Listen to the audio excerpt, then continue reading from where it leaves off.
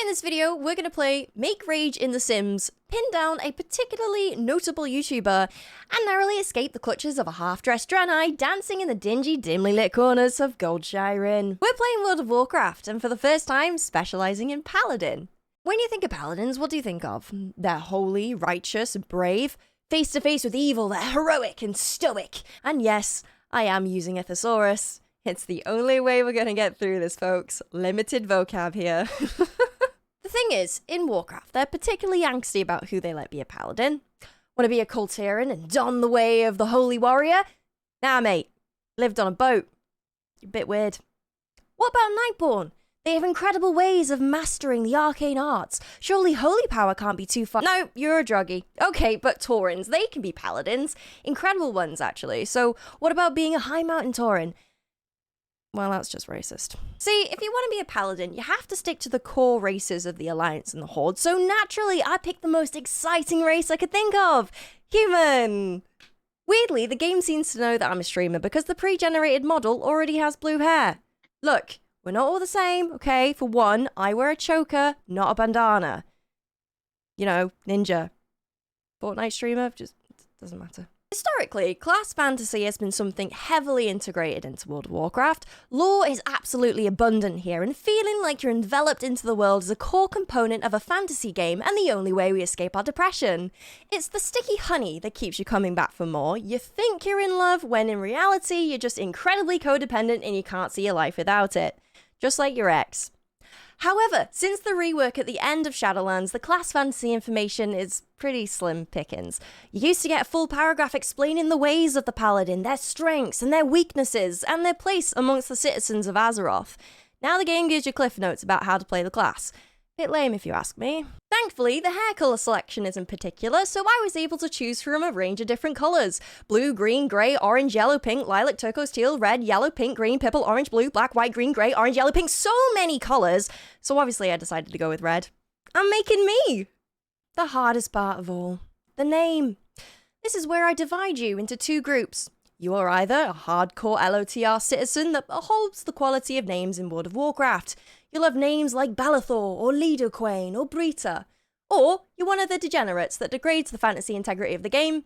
You'll have names like Bob Slammin, or Warrior Donk, or Shooty Shooty. Or you are that select breed of the most self-absorbed, uncreative, boring assholes whose character names are slight variations of your own username. I mean, if the shoe fits. Anyways, if you're truly a god-tier gamer, then you know this website, and truthfully, this is where I get all my names from. So, let's go with Nordica, and on to Northshire we go. Emboldened by the return of their heroic king, Varian Wrynn, the proud humans of Stormwind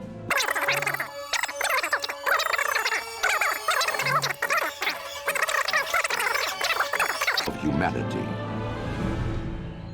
You know, it is nice to see that despite the 12 classes you can choose from, it doesn't change the cinematic you see at all. Nice game design, Blizz. Alright, this is where things are gonna get technical, kids, so buckle up. How do you play a paladin? Well, for starters, I get a spell called Crusader Strike, and it generates something called Holy Power. Hey, class fantasy. After I slap up some dogs, I get rewarded, not by a phone call from RSPCA, no, from a spell. This time, it's Shield of Righteousness, a defensive ability that disorientates enemies by slamming into them, dealing damage to them, and increasing my armor. Now I have two pieces of a puzzle, and that puzzle being called Holy Power. Crusader Strike generates Holy Power, and Shield of Righteousness spends the Holy Power. It's the shittest game of to me, to you, you've ever seen. On top of that, I seem to have mana too. However, during combat, I'm not really struggling with mana, and I'm not really struggling with my health either. I seem to be a pretty dank tank that can handle a beating pretty well.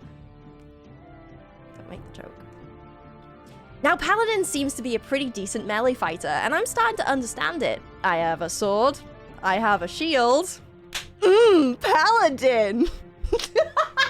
I have mana and some abilities I can cast while I'm fighting. Oh my god, what is that? Judgment. Costs mana and can be cast at a 30-yard range. Why? So let me see if I can figure this out. It doesn't generate or spend holy power. It does a little bit of damage, but you can cast it at range, which means that this is just a ranged ability that's useful to get aggro of mobs at range? After murdering some goblins and handing in the quest to the lovely brother Paxton, I level up and I learn my first healing spell, Flash of Light. I'm beginning to wonder whether or not this is an easy solo adventure class because I can deal a decent amount of damage, I can heal myself, and I can take it to the face pretty effectively. Onwards to Blackrock Invasion, killing orcs for their weapons, and there's so many fires around here. I feel like there's a particular quest that involves me putting out these fires. Do you know what that is? It's Millie's quest, isn't it? The one I just walked past earlier. Yep, right, better go back and grab it. Oh my god, a dog in a barrel! After spraying my load all over the fires, I return and hand in the quest, putting me up to level 5 and awarding me with a new spell, Hammer of Justice. This is the Hodge everyone keeps talking about. Stuns the target for 60 seconds or 6 seconds in PvP. Absolutely stunning behaviour. Kurtok the Slayer is next on my radar and I need his head. But what's that? Block? I can block things? Interesting. I'm gonna guess that I was able to block because of my shield. A one hand and a shield seems very on brand for a paladin, so I think I'm gonna stick to that, at least for now. And onwards to our next destination. This is where I'm banking on 90% of you having put me on your third monitor while doing some other mind-numbing activity on your main. And you have absolutely no idea that I've just mounted up and I'm riding towards Goldshire.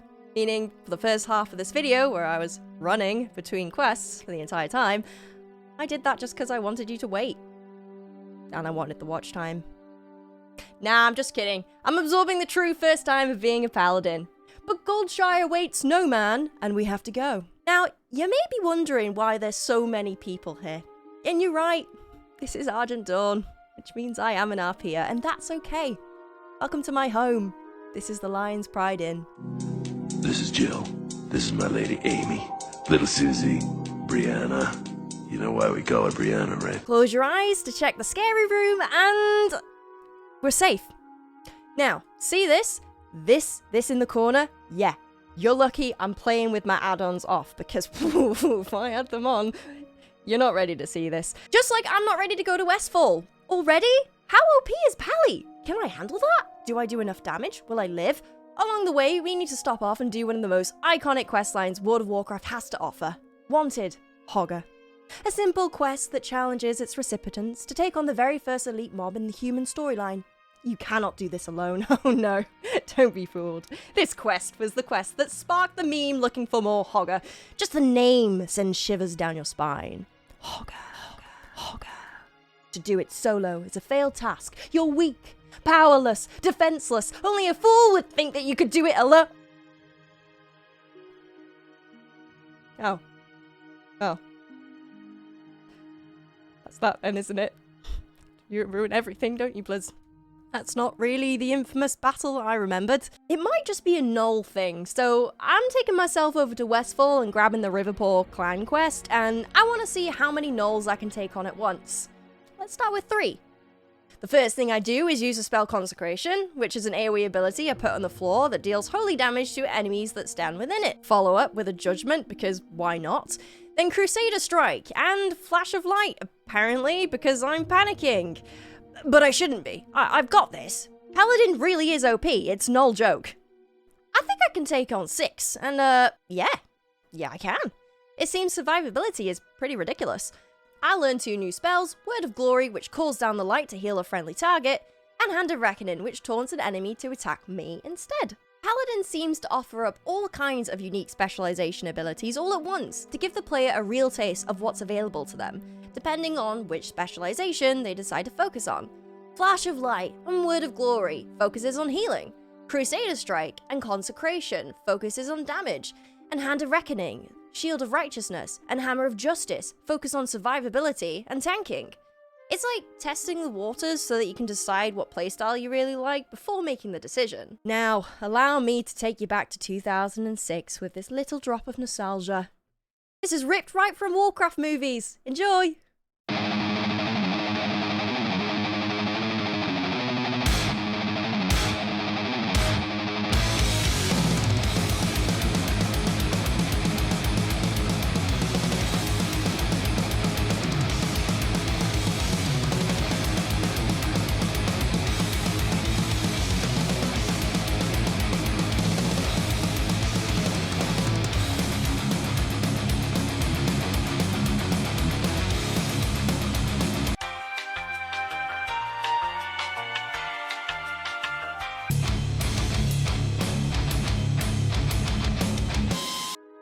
Damn, that was intense. Level 10, new spells, Sense Undead. Shows the location of all nearby undead creatures.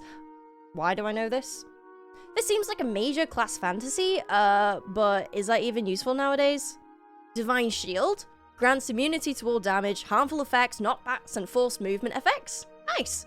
A new title called Iron Vanguard, and I've unlocked BGs and the Dungeon Finder. Since when can you queue into dungeons at level 10? Talents are a minefield of a new class, so I'm gonna ignore them and move on to choosing a specialization. Do I want to be a Retribution DPS Paladin? A Protection Tank Paladin? Or a Holy Healing Paladin? Considering how well-rounded the Paladin is for solo content, I'm gonna choose Retribution Paladin because I still keep all my healing abilities and my crowd control, but I also gain a lot more damage. I also now have auras. What are auras? What do they do? How do I use them? Why are they here? Help!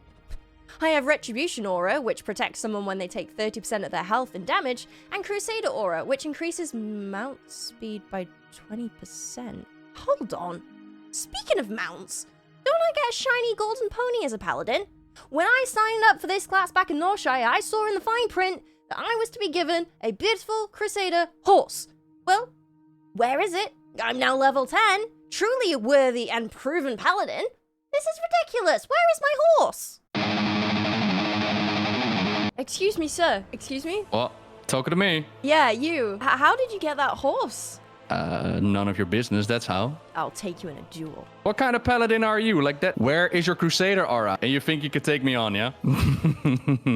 Well, there's only one way to learn this lesson. That's with a lot of pain. All right, show me what you got. Yeah. Oh, yeah. Ooh, nearly there. Oh. Yeah. No!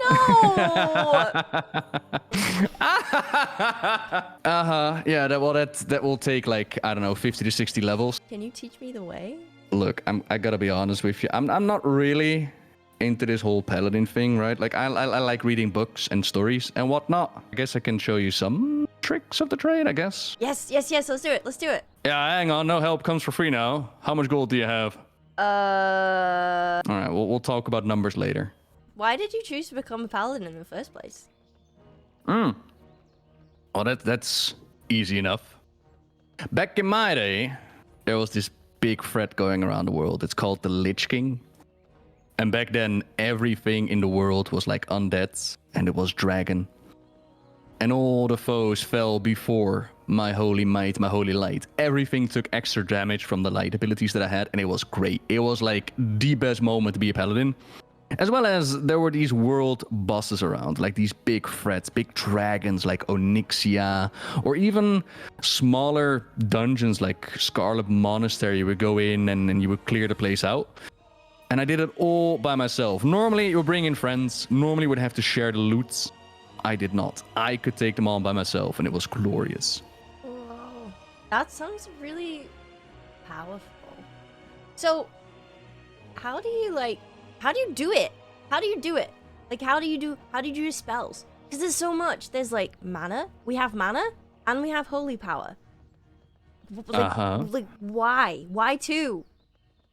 Okay, so you hit things over the head, right? Like you don't heal and you don't tank for your group. You just hit things over the head, yeah? Yeah. I just do the big bonk. Yeah, okay. So you don't have to worry about your mana that much. Like you can heal a little bit with a little bit of flash of light, but rarely will you actually be healing. That's the job for somebody else. Our job is to use the light, our conviction, our holy power to get as many big numbers out as we can. And usually we're like, don't tell the other DPS classes, but usually like middle of the pack. We're not great. We're not weak. We're kind of like in the middle. So, like, what else is easy about being a paladin then? Because, like, we can heal, right? Yeah. We can. A little bit. But like I said, like you have an ability that's called Word of Glory, and you can use your holy power that you gathered in order to heal yourself. And it actually does a fair bit of healing. But it does mean that you can't use your gathered holy power in order to damage, right? So you want to get the numbers out. So anytime that you can actually use it to get numbers out, that's what you want to do. Next to that, we do have some really cool abilities called Lay on Hands and Divine Shield and Blessing of Protection. Like we can basically make ourselves immune to damage, or we can just fully heal on any damage that we took, which is kind of powerful. Yeah, if you ever end up in a duel with somebody back in the day, they would actually tell you not to use those abilities, which tells you a lot about how powerful those abilities were. Yeah. Way back when, the only way that's actually going to take down a paladin is to drain out their mana bar completely. Now, those days, unfortunately, are a little bit behind us. These days, people can actually get rid of our bubbles. They can, warriors can throw a weapon at it and then it will break. Don't ask me how the light breaks, it just does. Or priests, they pray to the light and then our bubble disappears as well. The light apparently likes priests better than us, but we still have them, and we can still use them for our biggest, most powerful ability of all, which is Bubble Hearth. Bubble Hearth? Yeah, Bubble Hearth. I could demonstrate to you, but it would take forever to come back here. Bubble Hearth basically means that you hide your little bubble and use your Hearthstone, and then you're gone. And anybody who tried to kill you, they won't. They will be standing there like, oh man, another paladin got away. Darn it. Wow, that sounds so... That sounds really impressive. So yeah, it's very heroic. It's honestly, when they write in the history books about paladins and their greatest feats, it's the many times we got away. The Bubble Hearth sounds legendary. I'll remember that from when I grow up and I'm a bigger paladin. I'll make sure I do the Bubble Hearth. Be like, yeah, Nobbel taught me the Bubble Hearth. Look, and then yes, give you all the credit for it. And then they'll throw like a weapon at it, break the bubble, and then you won't get away. It's gonna be great. Oh. Well, what's the downside of being a paladin then? Because we're pretty strong, we can heal, we can Bubble Hearth. I mean, this paladin's literally the best class in the game, no? Yeah, definitely true. Problem though with being the middle is that you're in the middle. Like sometimes we'll get into certain spots where we're like top tier, but most of the times you're in the middle. So if the choice is between somebody who's really, really, really good at doing numbers and you are there as a paladin and you're not that great at doing numbers, sometimes somebody else gets taken with rather than you. Even though we wear like plate and we got the holy light on our side, other plate wearers usually can take a bit more of a beating. Like we have awesome abilities to make ourselves immune for a little bit or to completely heal ourselves. But the downside is that people do need to be able to do damage to us. So when you're fighting somebody, you'll find that you actually melt a little bit compared to the other classes. Ooh. Okay. Well, that's kind of that's dangerous. Yeah, positive is that you are very bursty though, which means that for a very short moment of time, you can do actually a lot of damage, up to the point where, sometimes you need to be nerfed and sometimes people complain. And those are the best moments. When people complain about your class, those are, those moments you need to have. But yeah, like I said, because we can do so much damage and because we can do so much self-healing and basically stand on our own 2 feet, it comes with a downside of, we melt a little bit. How long have you been a paladin for? It was in the days of the Lich King that I really came out of Northshire and started learning all the trades, and it's a long while ago. It's, to be precise, 450 days, 9 hours, 10 minutes, and 38 seconds ago. That's longer than I've been alive. True. Let's hope to keep it that way, yeah? So, you're not a healer, and you're not a tank. So you're a damage dealer, right? Yeah, but we can be, if we want to. Oh, so we can be many things. We can be many things, yeah. They call it like a hybrid in towns or whatnot. Like if you pray hard enough, then all of a sudden you can change. Because we have so many self-healing and so many bubbles and whatnot, we're actually quite independent as tanks, which means that in dungeon content, we are actually quite nice, at least in my opinion. Like you can just rush into groups and don't really have to worry where your healer is until, you've used your abilities and then it's like, okay, healer, I need a hand now. But usually you're good for like 30 seconds to a minute, which helps a lot with initial aggro and all that good stuff. And then as a damage dealer, like our strength in that kind of content is in the AoE. And that's a little bit where the problem lies as well. At least from what I've experienced. So what happens is you'll go into Mythic Plus dungeons and you'll try to get AoE numbers out. And the way that they build it up right now is that's a lot of build up in order to get the numbers going. But what happens in a dungeon is, first of all, other classes don't have the build up, so they're just doing those numbers. And then by the time that you finally get done and ready and you're good to go on your numbers, the mob's already halfway dead. As well as the higher difficulty you go, the less and less people can pull because the mobs hurt more. You got to be careful of all the little mechanics in there. So now your strength of, I'm really good at AoEing doesn't matter because, you're not going to be dealing with massive packs. I see. From my experience, but I'm sure that others out there that are way more informed than I am. But from my experience, that's not exactly where we shine. Where do we shine then? At home, bubble harving, back to the inn. That's where we shine the most. What's your favorite inn? Usually the capital where we're hanging out right now. So right now it's on the Dragon Isles. That's like my favorite home. Yeah. Have you been to the secret room? So I've heard. Apparently, I'm excited to go there, but I've not been in the secret inn room yet. Do you know what that is? You mean the secret dance room that changes every day and they have like a different party in there? Really? Yeah. Did you know that they have like an underwater inn as well? No. Yeah, they do. Oh It's not. my God. It's not on that specific spot, but there's like an underwater inn as well to be found. Mm-hmm. Will you show me when I'm a big, strong paladin? Nah, probably not. Oh. Okay. Well. Probably gotta be busy. It depends how much gold you have by then. Yeah. Like if you can pay, I am more than happy to help out more. Yeah. Do you take credit? No, I don't take credit.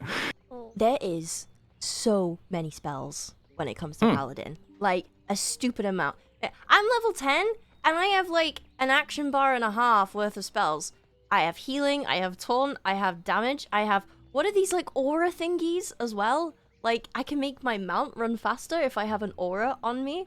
Like there's so many spells to have. Like how do you It's actually even... fun fact.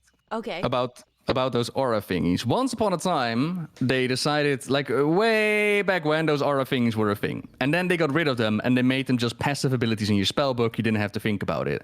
And then, because they got lazy and didn't want to actually work on the class, they decided to, and get this, right? They took away our hammer. No. They added those stupid aura thingies, so now you have to click them in order to have them, rather than have passive buffs. And then once we hit a certain level, they gave us our hammer back. And they were like, there you go, you leveled up and you got a new spell. And we're like, I already had it though, you kind of just took it away from us. That's sad. Oh, well. Do you know the Sense Undead spell? Yeah. Why?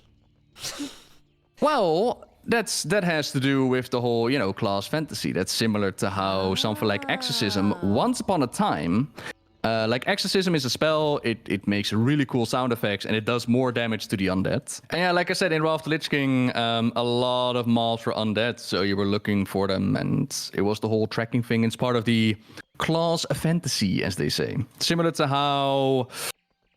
Ooh, you can get an ability called Contemplation. I can actually show you if you take a moment to gander. Look.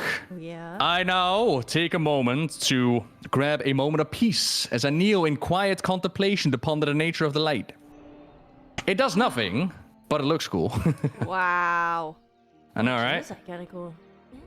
So yeah, one fun fact. Once upon a time, you did a whole quest line in order to get this horsey. But to go back to the original question on how to get your horse, yeah, that's what you wanted to know? Yeah, how do I get my horse? All right, so you just open up your spellbook. It's there. Just click on it. What? Et voila. There you go. Yay! Yay! Don't you feel accomplished now? I do. I'm an Connected actual to the horse? paladin. Wow. Oh my goodness. No. The actual paladin part comes in when you can do this, okay? Once you can do this, yeah, and you can actually escape. Wait. This is the real paladin experience. There you go. That's amazing. Wait, where did you go? Hello? Hello? That guy was pretty cool. I can't believe he just disappeared though. Like, what if I need to speak to him again? How will I find him? I didn't even get his name. I was too busy trying to figure out how to use... Oh. Alright then. Oh, I could ask him about how to do the bubble half. Yes, I really need to learn the bubble half. Because if I do the bubble half, then I can do it to... I can show everyone in the inn. Yeah. Like, Jim still owes me like 5 gold for that dance that he just never paid for. So maybe I could show him the bubble half. Bubble half him. Oh, this is so brainy.